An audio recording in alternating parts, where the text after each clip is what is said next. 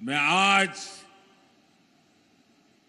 जबलपुर का एक नया ही रूप देख रहा हूं। मैं देख रहा हूं जबलपुर में जोश है, महाकौशल में मंगल है, उमंग है, उत्साह है। ये जोश, ये उत्साह दिखाता है कि महाकौशल के मन में क्या है।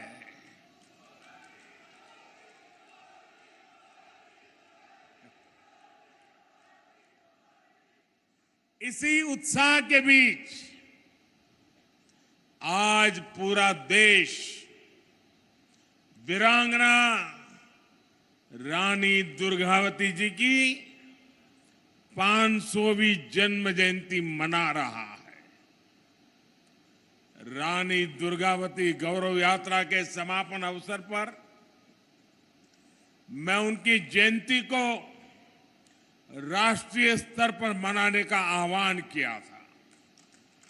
आज हम सभी इसी उद्देश्य से यहां एकत्र हुए हैं, एक पवित्र कार्य करने के लिए एकत्र हुए हैं। हमारे पूर्वजों का ऋण चुकाने के लिए इकट्ठे हुए हैं। थोड़ी देर पहले ही यहां रानी दुर्गावती जी की उनके भव्य स्मारक का भूमि पूजन हुआ है और मैं अभी वो कैसे बनने वाला है, शिवराज जी मुझे डिटेल में अभी उसका पूरा मैप दिखा रहे थे। मैं पक्का मानता हूं ये बनने के बाद हिंदुस्तान की हर माता को, हर नौजवान को इस धरती पर आने का मन कर जाएगा। एक प्रकार से यात्रा धाम बन जाएगा। रानी दुर्गावती का जीवन हमें सर्वजन हिताय की सीख देता है, अपनी जन्मभूमि के लिए कुछ कर गुजरने का हौसला देता है। मैं रानी दुर्गावती जयंती पर पूरे आदिवासी समाज को, मध्य प्रदेश को और 140 करोड़ देशवासियों को बहुत बहुत बधाई देता हूं।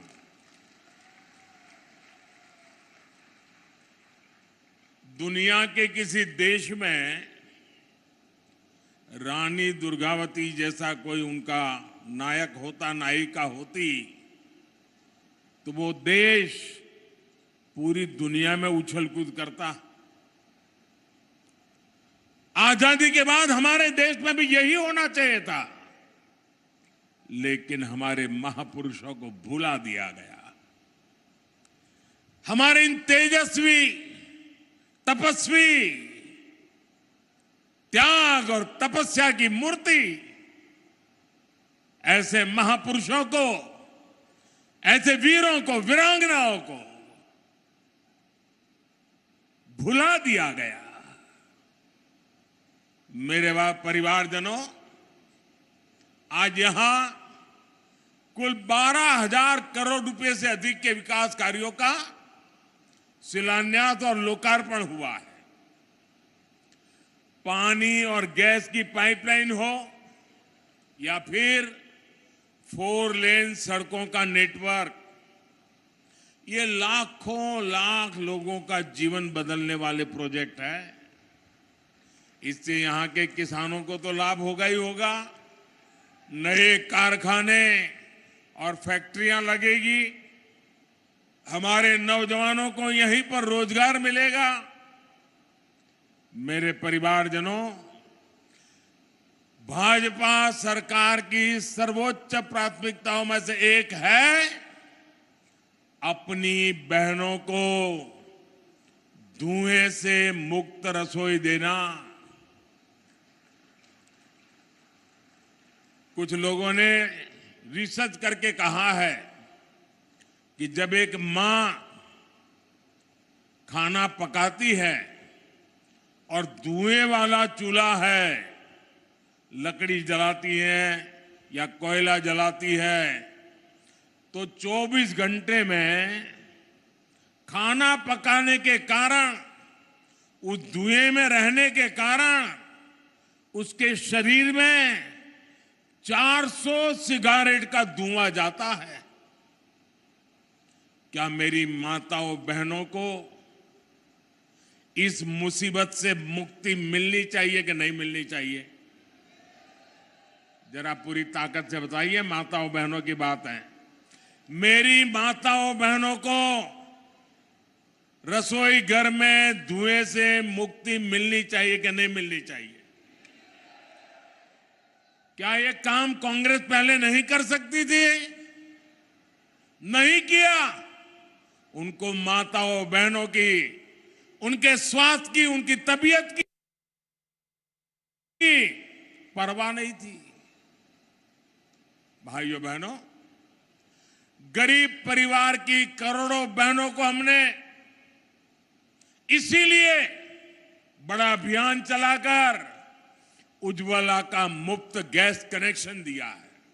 वरना पहले तो गैस का एक कनेक्शन लेना है ना तो एमपी के घर चक्कर काटने पड़ते थे। और आपको तो याद है, रक्षाबंधन के पर्व पर भाई बहन को कुछ भेंट देता है, तो रक्षाबंधन के पर्व पर हमारी सरकार ने सभी बहनों के गैस सिलेंडर सस्ता कर दिया था। उस समय उज्ज्वला की लाभार्थी बहनों के लिए सिलेंडर 400 रुपये तक सस्ता किया गया। और अब कुछ ही दिनों के बाद दुर्गा पूजा, नवरात्रि, दशहरा, दिवाली, ये त्योहार आने वाले हैं। तब ये मोदी सरकार ने उज्ज्वला का सिलेंडर कल ही फिर एक बार 100 रुपया सस्ता कर दिया। यानी पिछले कुछ सप्ताह में ही उज्ज्वला की लाभार्थी बहनों के लिए सिलेंडर 500 रुपये सस्ता हुआ है। अब उज्ज्वला की लाभार्थी मेरी गरीब माताओं बहनों बेटियों को गैस का सिलेंडर सिर्फ 600 रुपये में ही मिल जाएगा। सिलेंडरों के बजाय पाइप से ही सस्ती गैस रसोई में आए, इसके लिए भी भाजपा सरकार तेज गति से काम कर रही है। इसलिए ही यहां गैस पाइपलाइन भी बिछाई जा रही है। इसका लाभ भी मध्य प्रदेश के लाखों परिवारों को होगा। मेरे परिवारजनों, आज जो हमारे कॉलेज में पढ़ने वाले छात्र छात्राएं हैं, जो हमारे नौजवान साथी हैं, हमारे नौजवान बेटे बेटियां हैं, उन्हें मैं जरा पुरानी कुछ बातें याद कराना चाहता हूं। कराऊं? पुरानी बात याद कराऊं? 2014 की बात याद कराऊं? आप कहें तो कराऊं। आप देखिए, जो आज 20-22 साल के हैं ना, उनको तो शायद पता ही नहीं होगा, क्योंकि उस समय वो 8, 10, 12 साल के होंगे। उनको पता ही नहीं होगा कि मोदी आने से पहले क्या हाल था। तब आए दिन कांग्रेस सरकार के हजारों करोड़ रुपए के घोटाले हेडलाइन बना करते थे। जो पैसा गरीब पर खर्च होना था, वो पैसा कांग्रेस के नेताओं की तिजोरियों में जा रहा था। और मैं तो इन नौजवानों को कहूंगा, वो तो ऑनलाइन वाली पीढ़ी है, जरा गूगल पे जाके सर्च करेंगे 2013-14 के अखबारों की जरा हेडलाइन पढ़ दीजिए, क्या हालत थी देश की। और इसलिए भाइयों बहनों, 2014 के बाद जब आपने हमें सेवा करने का मौका दिया, तो कांग्रेस सरकार की बनाई उन भ्रष्ट व्यवस्थाओं को बदलने का हमने एक अभियान चलाया। उधर भी स्वच्छता अभियान चला दिया। हमने टेक्नोलॉजी का इस्तेमाल करके करीब करीब 11 करोड़, ये आंकड़ा याद रखोगे? जरा जवाब देंगे तो पता चलेगा। ये आंकड़ा याद रखोगे? ये आंकड़ा याद रखोगे? 11 करोड़ फर्जी नामों को हमने सरकारी दफ्तरों से हटाया। कितने? कितने? जरा जोर से बोलिए, कितने? 11 करोड़। ये 11 करोड़ नाम कौन से थे? ये वो नाम थे जिनका कभी जन्म ही नहीं हुआ था, लेकिन सरकारी दफ्तर से खजाना लूटने का रास्ता बन गया था। कांग्रेस ने इनका झूठे नाम, फर्जी नाम, कागजी दस्तावेज तैयार कर दिए। ये मध्य प्रदेश और छत्तीसगढ़ की कुल आबादी है ना, उससे भी ज्यादा बड़ा आंकड़ा है 11 करोड़। ये 11 करोड़ फर्जी नाम जो सच्चे गरीब लोग हैं, असली गरीब लोग हैं, उनका हक छीन करके खजाना लूटने का काम हो रहा था। 2014 में आने के बाद ये मोदी ने सब कुछ साफ कर दिया।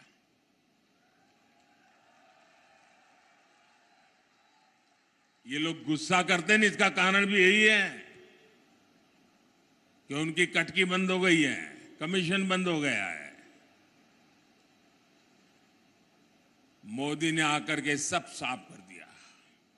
न गरीबों का पैसा लूटने दूंगा, ना ही कांग्रेस का खजाना, कांग्रेस के नेताओं की तिजोरी भरने दूंगा मैं। हमने जनधन, आधार और मोबाइल की ऐसी त्रिशक्ति बनाई कि कांग्रेस का भ्रष्ट तंत्र तहस नहस हो गया।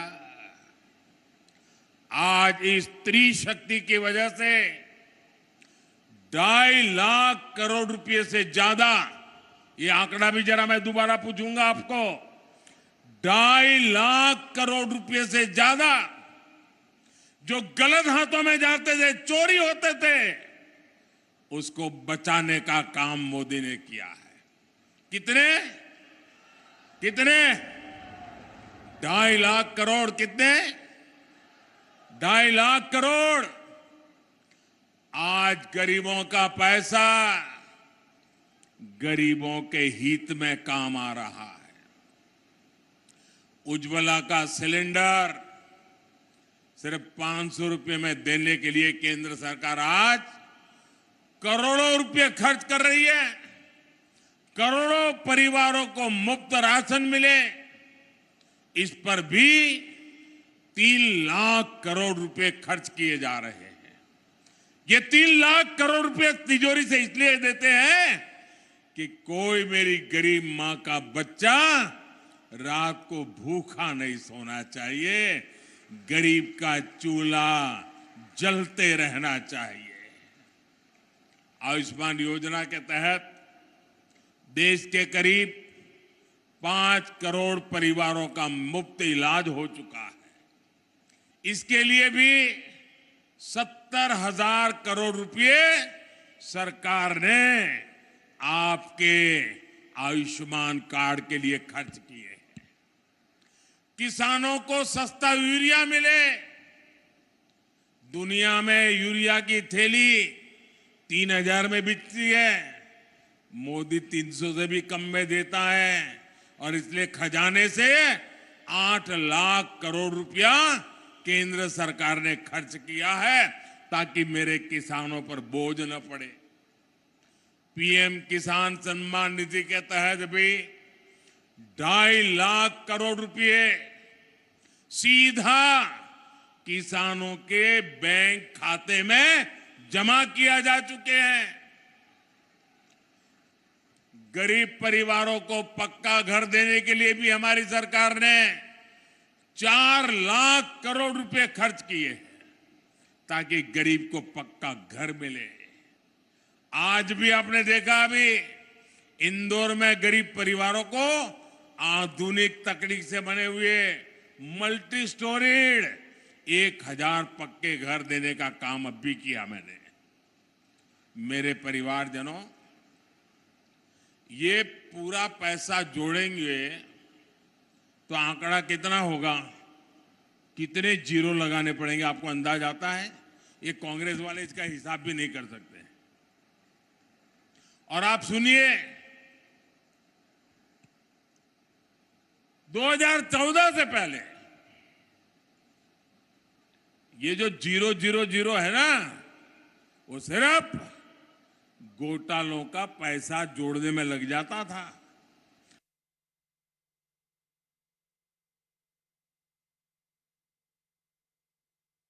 घोटालों का पैसा जोड़ने में लग जाता था। अब आप सोचिए, कांग्रेस के एक प्रधानमंत्री कहते थे कि दिल्ली से 1 रुपया भेजते हैं तो 15 पैसा पहुंचता है। 85 पैसा कोई पंजा घिस लेता था। 1 रुपया भेजते थे, 15 पैसा पहुंचता था। मैंने जितने रुपये अभी गिनाए, अगर ये रुपये कांग्रेस के जमाने में गए होते तो कितनी बड़ी चोरी हुई होती, आप अंदाज लगाइए। आज गरीबों के लिए इतना पैसा भाजपा सरकार दे रही है। मेरे परिवारजनों, मेरे मध्य प्रदेश के लिए ये बहुत ही महत्वपूर्ण समय है। मैं आज मां नर्मदा के तट से खड़ा रह करके कह रहा हूं, पूरे मध्य प्रदेश को कह रहा हूं, पूरे मध्य प्रदेश के नौजवानों को कह रहा हूं, मां नर्मदा को याद कह करके कह रहा हूं, क्योंकि मैं भी मां नर्मदा की गोद से आया हूं और आज मां नर्मदा के किनारे पर खड़ा होकर के कह रहा हूं, मेरे नौजवानों, मेरे शब्द लिखो। मध्य प्रदेश आज एक ऐसे मुहाने पर है जहां विकास में कोई भी रुकावट, उसके विकास की गति में कोई भी गिरावट 20-25 साल के बाद भी लौटेगी नहीं। सब कुछ तबाह हो जाएगा। और इसलिए विकास की गति को रुकने नहीं देना है, अटकने नहीं देना है। ये 25 साल आपके बहुत महत्वपूर्ण है। एमपी के 25 साल से कम उम्र के साथियों ने तो नया और प्रगति करता हुआ मध्य प्रदेश ही देखा है। अब ये उनकी जिम्मेदारी है कि आने वाले 25 सालों में जब उनके बच्चे युवा होंगे, तब उनके सामने विकसित मध्य प्रदेश हो, समृद्ध मध्य प्रदेश हो, आन बान शान वाला मध्य प्रदेश हो। इसके लिए आज ज्यादा मेहनत की जरूरत है। इसके लिए आज सही फैसले की जरूरत है। बीते वर्षों में भाजपा सरकार ने एमपी को कृषि निर्यात में टॉप पर पहुंचाया है। अब ये भी जरूरी है कि औद्योगिक विकास में भी हमारा एमपी नंबर 1 बनना चाहिए। बीते वर्षों में भारत का रक्षा उत्पादन और रक्षा निर्यात कई गुना बढ़ा है। इसमें जबलपुर का भी बहुत बड़ा योगदान है। मध्य प्रदेश में डिफेंस से जुड़ा सामान बनाने वाली 4 फैक्ट्रियां तो ये हमारे जबलपुर में ही है।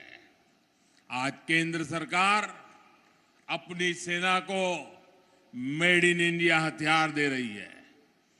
दुनिया में भारत के रक्षा सामान की डिमांड बढ़ रही है। इससे मध्य प्रदेश को भी बहुत लाभ होने वाला है। यहां रोजगार के हजारों नए मौके बनने वाले हैं। मेरे परिवारजनों, आज भारत का आत्मविश्वास नई बुलंदी पर है। खेल के मैदान से लेकर खेत खलिहान तक भारत का परचम लहरा रहा है। अभी देखा होगा आपने, इस समय एशियाई खेल चल रहे हैं। उसमें हम भारत का शानदार प्रदर्शन देख रहे हैं। आज भारत के हर युवा को लगता है कि ये समय भारत के युवा का समय है। ये कालखंड भारत के युवा का कालखंड है। युवाओं को जब ऐसे अवसर मिलते हैं तब विकसित भारत के निर्माण का जज्बा भी बुलंद होता है। तभी भारत G20 जैसे भव्य विश्व आयोजन इतने गौरव के साथ करा पाता है। तभी भारत का चंद्रयान वहां पहुंचता है जहां कोई देश नहीं पहुंच पाया।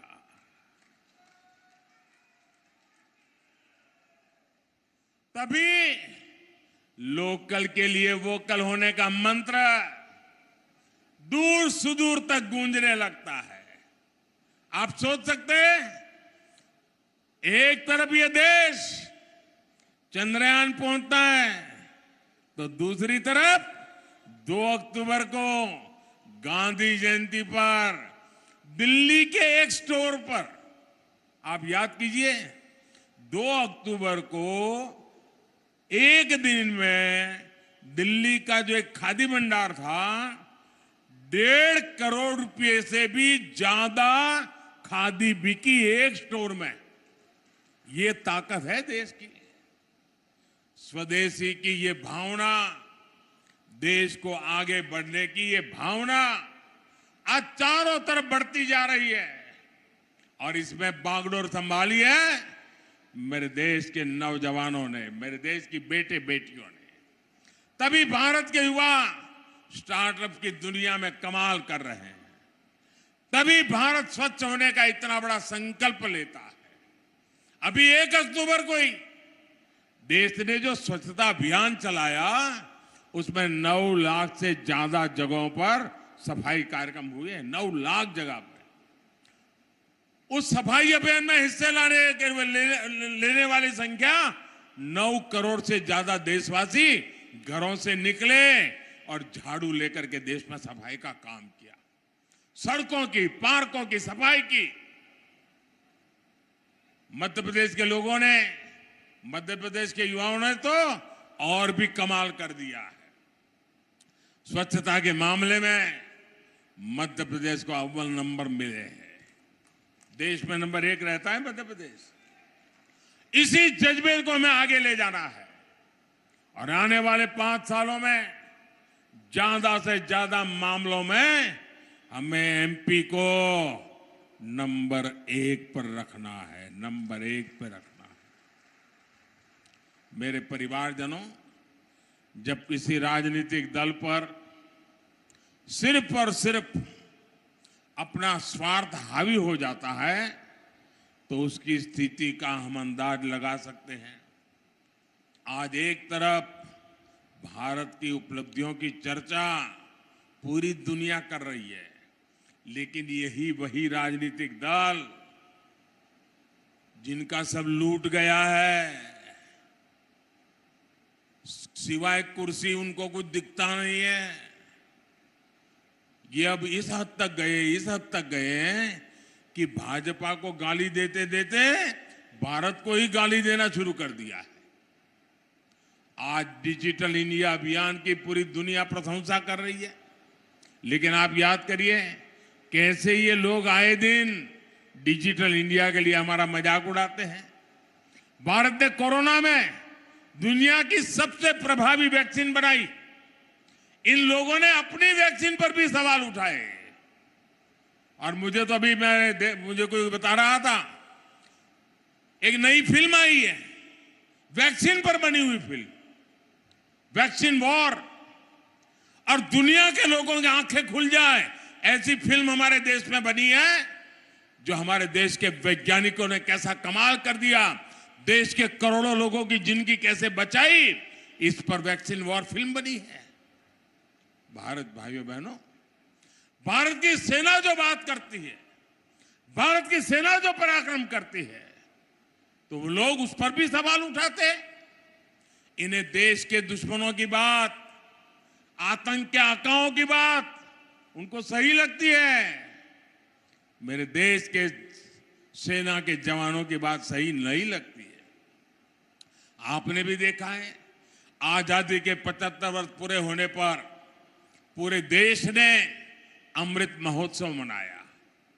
ये भाजपा का कार्यक्रम तो था नहीं, ये देश का कार्यक्रम था। आजादी हिंदुस्तान के हर नागरिक का उत्सव था, लेकिन ये लोग आजादी के अमृत काल का भी मजाक उड़ाते हैं। हम आने वाली पीढ़ियों के लिए देश के कोने कोने में अमृत सरोवर बना रहे हैं, पानी संग्रह का बड़ा अभियान चला रहे हैं, लेकिन इस काम में भी इन लोगों को दिक्कत हो रही है। मेरे परिवारजनों, जिस दल ने आजादी के इतने सालों तक देश में सरकार चलाई, उसने आदिवासी समाज को भी सम्मान नहीं दिया। आजादी से लेकर सांस्कृतिक विरासत की समृद्धि तक हमारे आदिवासी समाज की भूमिका बहुत बड़ी रही है। गौंड समाज दुनिया के सबसे बड़े जनजातीय समाज में से एक है। ऐसे में मैं आपसे एक सवाल करना चाहता हूं। लंबे समय तक जो सत्ता में रहे, उन्होंने आदिवासी समाज के योगदान को राष्ट्रीय पहचान क्यों नहीं दी? इसके लिए देश को भाजपा का ही इंतजार क्यों करना पड़ा? हमारे जो युवा आदिवासी, जब वो पैदा भी नहीं हुए थे, उन्हें जरूर जानना चाहिए, उनके पैदा होने से भी पहले अटल बिहारी वाजपेयी की सरकार ने जनजातीय समाज के लिए अलग मंत्रालय बनाया, अलग बजट दिया। बीते 9 वर्षों में इस बजट को कई गुना बढ़ाने का काम ये मोदी की सरकार ने किया। देश को पहली महिला आदिवासी राष्ट्रपति देने का सौभाग्य भी भाजपा को मिला। भगवान बिरसा मुंडा के जन्म दिवस को जनजातीय गौरव दिवस भी भाजपा सरकार ने घोषित किया। देश के आधुनिकतम रेलवे स्टेशनों में से एक स्टेशन का नाम रामनी कमलापति के नाम पर किया गया। पाताल पानी स्टेशन अब जननायक टंटिया भील के नाम से जाना जाता है। और आज यहां गौंड समाज की प्रेरणा रानी दुर्गावती जी के नाम पर इतने भव्य आधुनिक स्मारक का निर्माण हो रहा है। इस संग्रहालय में गौंड संस्कृति, गौंड इतिहास और कला का प्रदर्शन भी होगा। हमारा प्रयास यही है कि आने वाली पीढ़ियां समृद्ध गौड़ परंपरा को जान सके। मैं जब दुनिया के नेताओं से मिलता हूं तो उन्हें गौड़ पेंटिंग भी उपहार में देता हूं। जब वे इस शानदार गौड़ कला की प्रशंसा करते हैं तो मेरा माथा भी गर्व से ऊंचा हो जाता है। साथियों, आजादी के बाद दशकों तक जिस दल देश में सरकार में बैठा रहा, उसने सिर्फ एक ही काम किया, एक ही परिवार की चरण वंदना, एक परिवार की चरण वंदना करने के सिवाय उनको देश की परवाह नहीं थी। देश को आजादी सिर्फ एक परिवार ने नहीं दिलाई थी, देश का विकास भी सिर्फ एक परिवार ने नहीं किया है।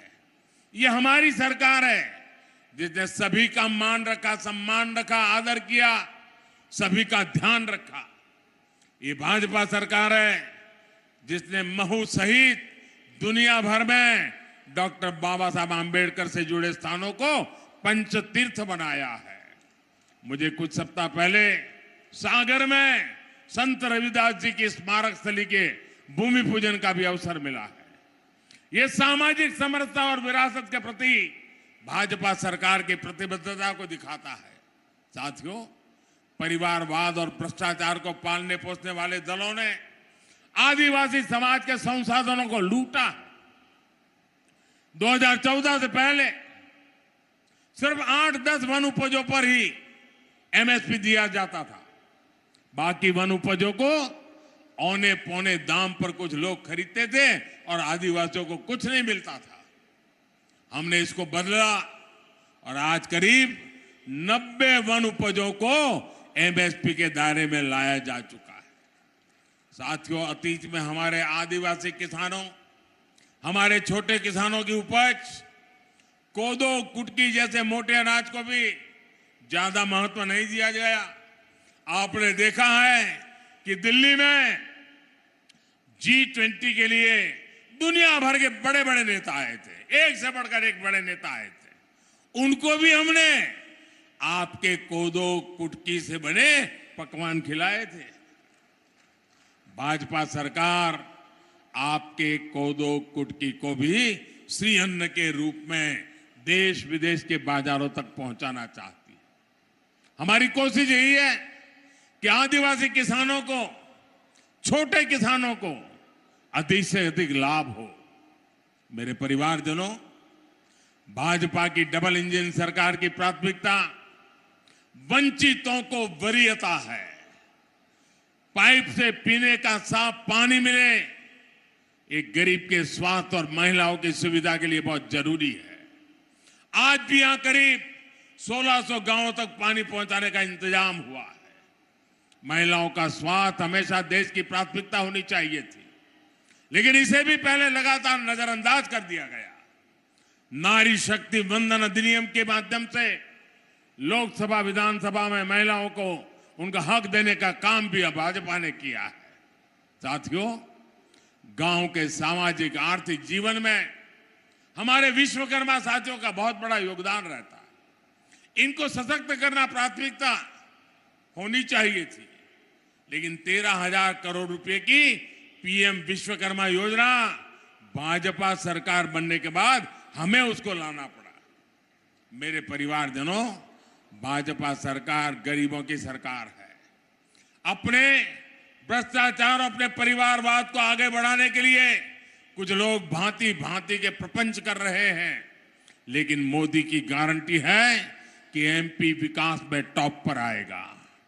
मुझे विश्वास है कि मोदी के भाजपा सरकार के इस संकल्प को महाकौशल मजबूत करेगा, मध्य प्रदेश मजबूत करेगा।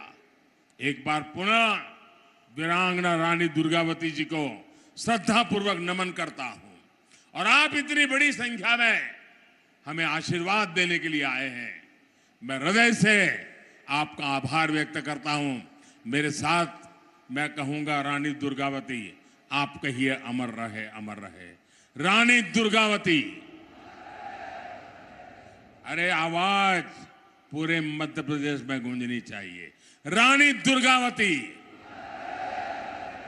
रानी दुर्गावती, रानी दुर्गावती। भारत माता की, भारत माता की। बहुत बहुत धन्यवाद।